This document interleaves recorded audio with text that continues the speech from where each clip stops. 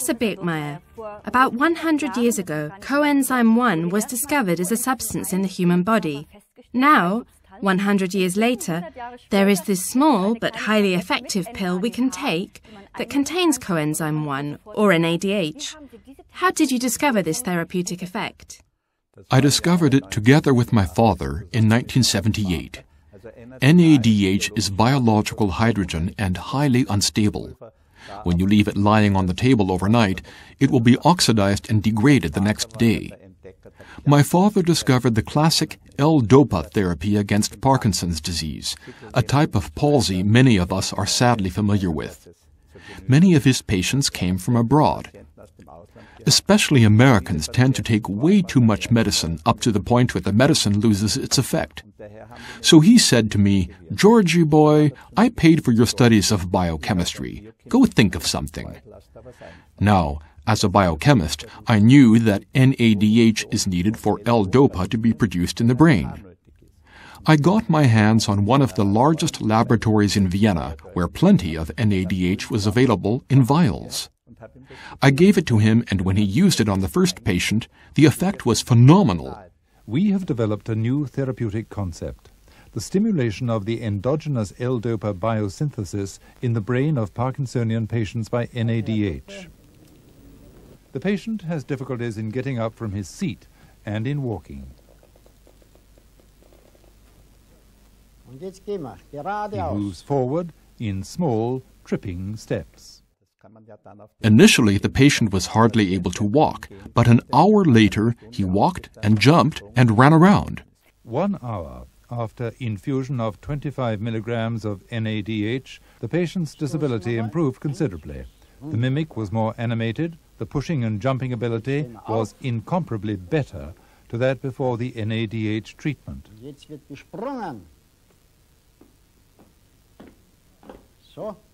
His walking was remarkably improved. The left screen shows his walking before, the right screen 1 hour after NADH treatment. This patient had received an infusion. But what happens next? The patient might be perfectly capable of walking home, but what does he do the next day? That's exactly what my father said. He said, "Georgie boy, now I need you to make pills out of this," which turned out to be easier said than done. We admixed the NADH with milk sugar and pressed it into tablets.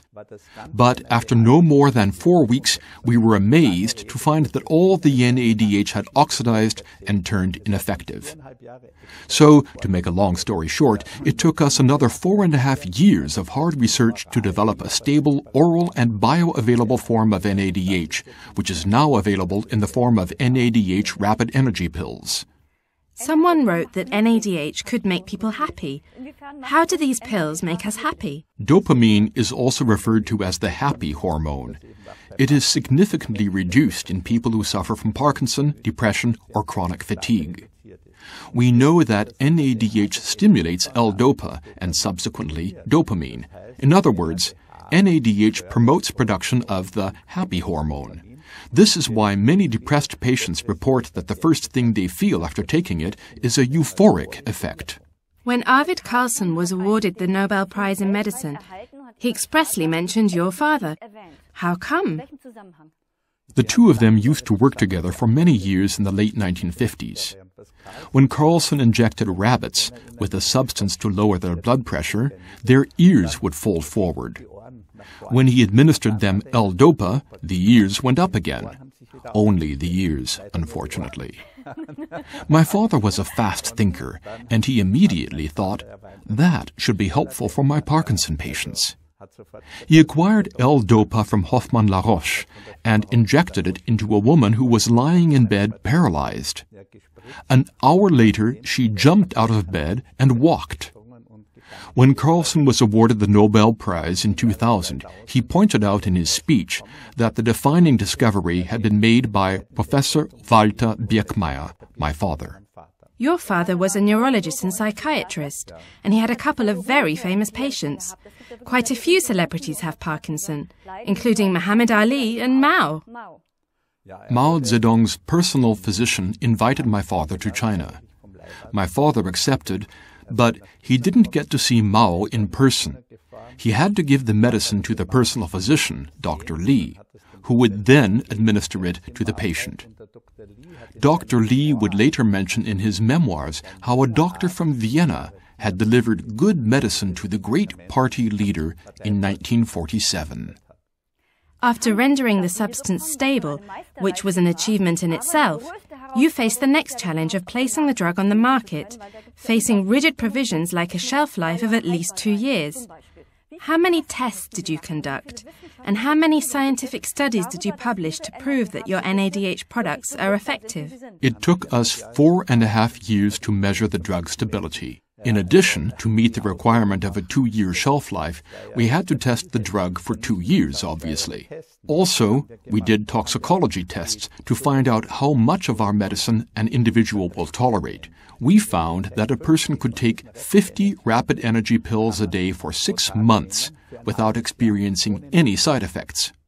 But then they must be able to fly. Not quite. In the final approval period for our Alzheimer dementia drug in Britain, authorities required us to test for all kinds of things, including safety parameters. We had to perform these tests with 2 different types of animals, a dog and a rat. And even dogs, with a lower body mass than humans, were shown to tolerate 50 such pills a day for 6 months. The only side effect British researchers found was that male dogs were, as they put it, amorously nicer, meaning they developed an enhanced sexual drive towards the females. Now, that's a side effect I can live with. What you might not be able to live with so well is that there are quite a number of copycats and counterfeits of your product on the market, resulting in frequent angry comments by customers on Amazon or the like, who have unwittingly ended up with a rip-off. Why is that so? The plagiarists believe they can reproduce the development that took us 4.5 years in 14 days by simply buying NADH and mixing it with some powder and pressing it into tablets. What they fail to recognize, though, is that NADH is very unstable. They might use the correct amount, but after 4 weeks, as we demonstrated, the NADH within the tablet will degrade, and the customer will no longer experience the effect. What are your future hopes for NADH? I hope it continues to help many people, as it does now, and even more. The longer we maintain people's health with the aid of NADH, the more money we save public health funds and governments. Let me give you an example. America spends, or may I say, wastes, $100 billion every year on demented Alzheimer patients. If the illness could be postponed by 1 year in 10% of these people, America would save $10 billion. And there is new evidence that a nutritional supplement can actually help you beat short-term sleep deprivation. Our Dr. Tim Johnson will be here with some details. It's good news for us. The TV show Good Morning America covered NADH for 15 straight minutes in connection with sleep deprivation. With so many mistakes happening due to fatigue, I take it NADH would be highly useful, even to younger people. We conducted this study together with Cornell University in New York. Healthy volunteers aged 30 to 40 were kept awake for 24 hours, not by having the night guard tapping them on their shoulders and telling them not to fall asleep, of course, but by EEG-controlled sleep deprivation. After 24 hours of waking, one group was administered NADH, while the other received sugar pearls. Without NADH, the brain capacity was reduced to 50% after 24 hours of sleep deprivation, which is about the same as when you have a blood alcohol level of 0.15%. But those who took NADH after these 24 hours showed levels 3 times better than after a good night's sleep. That doesn't mean you shouldn't sleep. It only means that if you have a sleep deficit, you can use NADH as a remedy. heavy doubters would argue this could all be due to the placebo effect. How many of your tests involved placebos? We conducted a variety of studies at Freiburg University, at Georgetown University, in Vienna, and several other places, and we always included placebo controls. If you want to comply with good clinical practice, it's a requirement to feed one group with placebos and the other with your product. Then, following a so-called washout phase, the two groups are swapped. We clearly found that placebos have no effect. In Freiburg, we even tested it in Olympic athletes whose muscles showed a 10% increase in ATP energy after 30 days. You can only imagine what this means for a marathon runner. Professor Birkmayer, thank you so much for taking the time.